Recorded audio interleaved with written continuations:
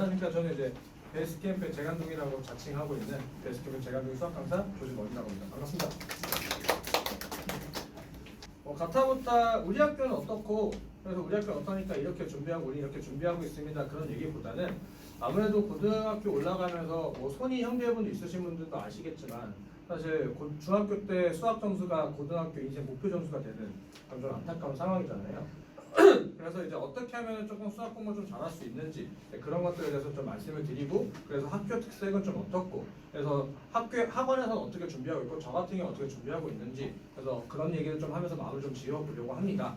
수학 공부를 가능하면 어떻게 해야 될까라고 했을 때 개념 공부를 좀 많이 잘 해야 된다고 많이 아실 거예요. 그 개념 공부를 토대로 해서 기본적인 문제를 좀 풀어보고 거기에 조금 발전되어 있는 문제를 풀어보고, 그러다가 이제 고난도 모의고사나 킬러 문제들을 좀 정복을 하면서 이제 고득점을 향해 달려가는 상황으로 수학 공부가 마무리가 되는데, 그러면 이제 아시다시피 여기서 제일 중요한 게 어딜까요?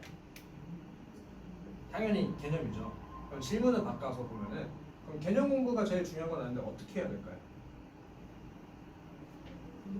라고 제가 단골로 항상 물어보고요. 아이들한테 상담할 때도 첫 상담이 거의 그거거든요. 중학교에서 고등학교 올라갈 때 가장 첫 번째 하는 상담이에요. 개념 공부를 애들이 어떻게 하는지 모릅니다. 참 안타까운 거는 이제 우리나라 입시라고 하는 제도가 초등학교 때부터 아이들이 이제 학원을 좀 많이 길들여져 있기 때문에 본인 스스로 뭔가 탐구해서 지식을 습득하기보다는 남이 알려주는 것을 소화하는 능력도 좋아요. 근데 괜찮습니다. 중학교 때까지는 괜찮아요. 중학교 수학 같은 경우에는 수학을 잘하는 거에 포커싱보다는 고등학교 수학을 올라가기 위한 기본적인 연산 포커싱이기 때문에, 연산의 포커스는 뭡니까? 당연히 문제를 많이 풀어보면 도움이 돼요. 그래서 문제량이 거의 수학 실력의 1대1 정비례라고 해도 과언이 아니에요. 아이들이 기본적으로 남이 알려준 것들을 토대로 해가지고 밑에는 기본 예제 문제 좀 몇 개 풀린다고 해서 개념을 한다고 착각합니다. 그래서 제가 아이들한테 가장 먼저 시키는 건 뭐냐면 학년이 계속해서 올라가더라도 개념서를 정독하라고 시킵니다. 개념서를 정독하라고 시키고 그것을 정리하라고 하고요. 학원 수업인 학교 수업에서 알려준 것들을 본인이 소화하는 게 아니라 본인이 스스로 정리하고 학교 수업, 학원 수업으로 본인이 확인받는, 조금 많이 흐려가지고 많이 안 보여요. 이건 제 강의 노트입니다. 강의 노트 해가지고 이렇게 정리하는 아이들 좀 했으면 좋겠다. 그래서 제가 뭐 강의 노트 아이들한테 복사해서 뿌리기도 하고요. 개념 공부랑 문제 풀이 공부는 다르게 해야 됩니다. 전혀 달라요. 이건 아까 말씀드렸다시피 본인이 내용을 잘 정리하고 그것을 까먹지 않고자, 그 자리에서 외울 수 있으면 제가 정리시키지 않습니다. 그 자리에서 외울 자신이 없기 때문에 난 정리하고 보라고 하는 건데, 문제풀이는 다른 공부로 가야 돼요. 문제풀이는 뭐냐면은 아까 말씀드렸다시피 아이들이 어떻게 풀어에 포커싱을 맞추는데, 어떻게 풀어요가 아니라 선생님 이거 이렇게까지 했는데 안 돼요. 어떻게 하면 넘어갈 수 있는지 모르겠어요. 그렇게 자꾸 질문해야 된다 이거죠. 그래서 아이들한테 제가 5단 노트를 좀 시키는데, 5단 노트는 틀린 문제를 적어서 다시 풀어보자 취지가 아니라 여기서 이렇게 넘어가야 되는데 이 포인트들, 내가 왜 이걸 못 넘어갔지, 여기서 이렇게 조건을 해석해서 넘어가려는데 나는 이 조건을 왜 해석 못했는지, 그 부분을 적는 게 전 포인트라고 생각하거든요. 그렇다면 굳이 문제를 다 쓸 이유는 없다 이거죠. 그래서 본인이 문제를 다시 풀어보자 포커싱이 아니라 내가 놓쳤던 게 뭔지, 이거 어떻게 넘어가야 되는 건지, 여기서 어떻게 활용해야 되는 건지, 그런 것들을 작성을 해놓고 본인 것을 만드는 공부를 하여야 이제 아이들이 조금 더 수학 공부를 잘할 수 있을 거라고 좀 생각을 하고요. 자, 그럼 가장 중요한 건 이제 그래, 기본적인 수학 공부 어떻게 하는지 알겠다. 그럼 우리 학교 특색이 뭔지가 제일 궁금하시잖아요. 일단 동명에 대해서 좀 말씀드리자면은, 동명 교과서는 신사고 교과서를 쓰고 있어요. 시중에서 가장 많이 쓰는 교과서라고 보시면 됩니다. 신사고 교과서를 쓰고 있고요. 신사고라고 하면은 조금 와닿지 않으시는데 요 얘기하면 많이 와닿으시더라고요. 셀 일품. 네, 셀 일품을 출판하는 출판사에서 문제커도 굉장히 좋고 저도 굉장히 좋아합니다. 문제가 막 헤비하지도 않고 적정하기도 해가지고 문제 적지도 않고, 그래서 그 신사고를 쓰고 있고요. 그리고 동명 같은 경우는 부교재는 쓰진 않고요. 부교재는 쓰지 않고 본인 스타일의 학교 프린트를 주는데, 문제는 그 학교 프린트가 조금 이상합니다. 그 이유가 뭐냐면은 신사고를 쓰게 되면은 출판사에서 선생님들 쓰라는 수업 자료로 파일이 나와요. 뭐 물론 저도 그 파일을 다 갖고 있습니다. 다 갖고 있는데 웃긴 거는 신사고를 안 줘요. 미래은 줍니다. 미래은이 그 부교재 이제 출판사에서 제공하는 문제커리 괜찮거든요. 괜찮은데 그거를 작년에 주고 그걸로 문제 좀 내더라고요. 그러니까 작년에 그랬고 재작년에는 좀 그러지 않았지만, 신사고 출판 본인들이 선호하는 결이 어떠냐면은, 동명 같은 경우에는 교과서 기반 문제를 좋아하는데 근데 이제 교과서를 4년 정도 하게 되면 문제가 거의 변형된 게 없거든요. 그러면 이제 할 수 있는 것은 외부 교재인데 외부 교재는 선호하는 것 같지 않아요. 외부 교재라고 하는 것은 이제 여기까지는 학교 공부라고 좀 말씀을 드리고 이제 학교 공부 외적으로도 본인 실력 향상을 공부를 한다면은 이제 아이들이 가장 많이 쓰는 교재들 그래서 이제 센이나 이제 아니면 RPM 같은 걸 좀 공부를 하는 친구들이 있고요. 그리고 조금 많이 흘려서 안 보이지만 그 외에 사실 동명에서는 요 킬러라고 하는 게 결이 조금 많이 낮습니다. 킬러라고 해가지고 하는 게 거의 진짜 손도 못 댈 정도까지 나기보다는 아이들 입장에서 시험 현장에서 조금 이제 당황스러운. 근데 이제 시험 다 끝나고 애들이 얘기하면 이런 조금 안타까운 이제 그런 상황의 문제들이 조금 나오는 스타일로 좀 유지가 되고 있어요. 그래서 아시다시피 문제가 그렇게 높지도 않고요. 제가 요고 지금 서울시에 이 동네에 있는 요고가 3개가 있죠. 예일요고, 동명, 선일 중에서 제가 동명 시험지를 제일 좋아해요. 깔끔합니다. 교과서 기반으로 문제를 정말 잘 변형하고 내고 그렇다고 아이들 입장에서 진짜 손도 못 대고 못 풀 정도까지 아니고 그리고 거기다가 변별력까지 좀 있어요. 그러면 이제 시험 문제가 조금 어떻게 내는지를 말씀드리자면 뭐 다들 아시다시피 가장 간단한 건 숫자 변경 이거 서비스 문제라고 보는데 동명에서는 이제 요 두 가지의 포커싱을 좀 많이 내고 있어요. 내용의 추가라고 하는 것은 뭐냐면은 다른 학교처럼 복합적인 거 물어보기보다는 배우고 있는 단원 내에서 앞뒤에 있는 것들 좀 믹싱을 해서 변별력을 좀 주거나 난이도의 글을 조금 올려요. 이 문제 같은 경우는 교과서에 있는 문제입니다. 교과서에 있는 그대로 문제고 이 숫자가 조금 바뀌어서 냅니다. 내는데 참 안타까운 거는 이게 교과서에도 있고 그리고 아이들 연습도 하는데 정답률이 반은 넘지 못해요. 그 이유가 뭐냐면 아이들이 거의 이제 외우다시피 문제를 좀 풀어가거든요. 여기서 이제 다행히 교과서에 있는 거 그대로 물어봐서 작년에 그나마 정답이 좀 올라가는데 여기서 딱 하나 어려운 거 여기 길이 물어보면 애들 정답률 반 이상이 반토막이 나요. 그 뜻은 뭐냐면은 이 문제 풀어보면 알지 이게 왜 그렇게 식이 작성이 되어야 되고 왜 그렇게 해야 되는지까지는 모른다 이거죠. 풀이법만 외운다 이거죠.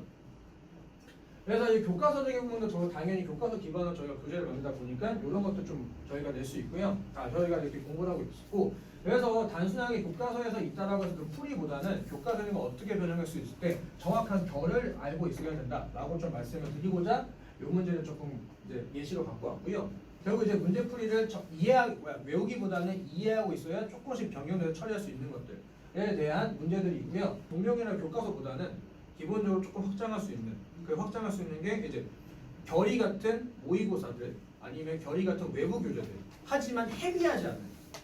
동명은 절대 헤비하고 되지 않습니다. 헤비하다 하더라도 기본 아이디어만 정말 제가 좋아해요. 기본 아이디어 딱 떼가지고 변형해요. 이런 류의 문제를 아이들은 풀어본 적이 없습니다. 왜냐하면 킬러는 사실 선생님이 만들고자 하게 2학년도 하게 되면은 찾아볼 수가 없기 때문에 이 문제가 손도 못 대는 게 아니라요.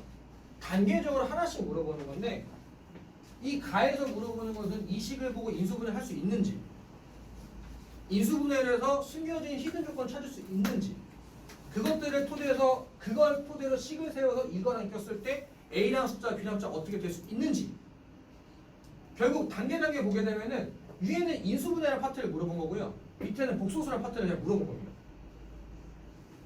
이렇게 엮었을 때 이제 결국 제일 중요한 거 마지막 답을 해서 이 식을 해석할 수 있는지 이 식에 대한 이해 단계 끊으면 별거 없습니다. 이거 인수분해하면 바로 숫자 탁 나오고요. 이걸 토대해가지고 가능성 하게 되면 하나 탁탁 나와요. 그럼 거기에 숫자로 탁탁 하면 나오고요. 그럼 여기서 그거 숫자로 바꿔서 풀려고 풀면 풉니다. 근데 이렇게 줬으니까 못 푼다 이거죠. 정말 깔끔하고 딱 좋은 다른 학교에서 이렇게 보지 못한 요즘엔 대성이 조금 이렇긴 하는데 대성이 옛날 같은 대성이 아니어서 대성이 좀 요런 류의 스타일이어가지고 요런 거를 좀 변별력을 준다. 결국에 요점은 뭐냐면은 결국 수학 실력을 너무 향상시키는 포커싱보다는 기본적인 결을 정확하게 이해하고 그걸 하나씩 발전할 수 있고 믹싱하는 거에 좀 노력을 하는 그런 공부를 한다면은 아마 동명에서 솔직히 여고에서 1등급밖에 어렵습니다. 아무래도 서술형이라고 하는 게 있다 보니까 서술형은 진짜 꼼꼼하게 좀 받는 거기 때문에 그건 좀 어렵고 그래서 2등급 같은 경우는 충분히 가능하다고 좀 봅니다. 적당히만 할 수 있다면. 네.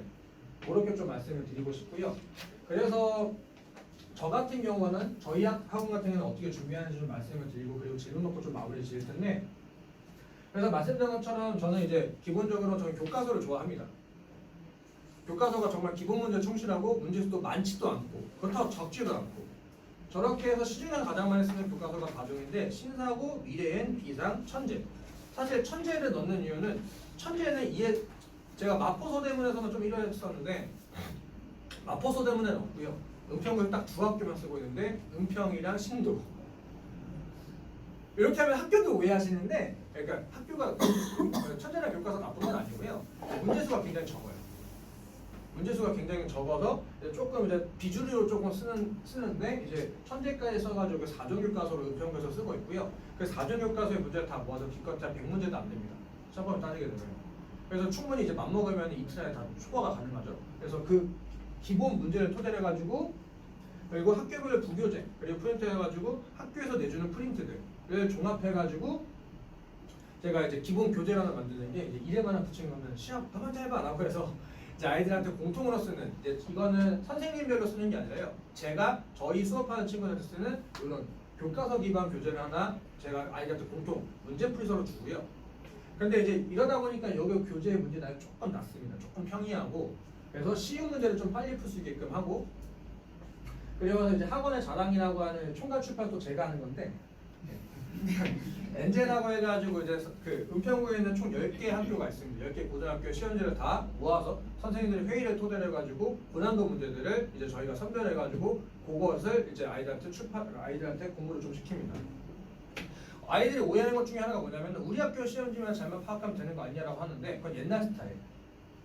옛날 스타일. 말씀드렸다시피 교과서를 이렇게 왔다 갔다 하시고 하다 보니까 선생님들도 정보를 많이 공유하세요. 그래서 우리 학교 시험지만 파는 거는 그건 정말 하수라고 얘기할 수 있습니다. 그래서 동명이라고 한다면은 다른 학교의 초고난도, 최고난도가 아니라 다른 학교의 중고난도 정도까지만 해석할 수 있다면 그 문제만 내꼴할 수 있다면은 이 등급은 그냥 발가락으로 라고 좀 말씀을 드릴 수가 있고요. 그래서 그렇게 저희가 교재를 좀 나가고 있습니다. 그리고 시험이 임박하게 되면 아무래도 가장 중요한 거는 이게 조금 잘 아무리 그냥 실전 마무리라고 해가지고 아이들이 이제 고등학교 올라오면 첫 번째가 점수가 8자 넘는 게 목표고요. 두 번째는 시험 안에 들어갔으면 좋겠다가 목표입니다. 시험 시간이 항상 모자라는 이유가 서술형이나 이제 그런 것 때문인데 그 이유를 좀 다르게 한번 해석을 한다면 아이들 시험 시간을 관리하는 연습을 해본 적이 없어요. 근데 조금 더 나아가게 되면은 평상시에도 시간을 관리하는 연습을 해본 적이 없습니다.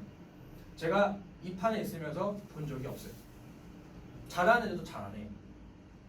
잘하는 애들은 그냥 모의고사 시간 남던데요? 그런 좀 애매한 상황이고 평상시 아이들이 시간 관리라는 연습을 좀 해야 되는데 그럼 아이들은 질문을 좀 하거든요. 어떻게 하면 시간 관리를 할까? 라고 하면은 애들이 뭐 초식에서 합니까? 뭐 시간을 재고해요.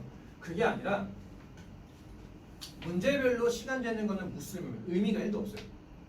무조건 페이지별, 무조건 장수로.